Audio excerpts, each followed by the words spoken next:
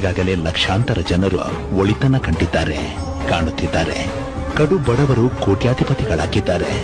ವೈದ್ಯರು ಬದುಕುಳಿಯೋದಿಲ್ಲ ಎಂದು ಹೇಳಿದಂತಹ ವ್ಯಕ್ತಿಗಳು ಬದುಕುಳಿದಿದ್ದಾರೆ. ಮಾಂಗಲ್ಯ ಭಾಗ್ಯವನ್ನು ಕಾಣದ, ಸಂತಾನ ಭಾಗ್ಯವನ್ನು ಕಾಣದ ಸಹಸ್ರಾರು ಮಂದಿಯ ಕೋರಿಕೆಗಳು ಆಶ್ಚರ್ಯಕಾರಿ ರೀತಿಯಲ್ಲಿ ಈಡೇರುತ್ತಿವೆ.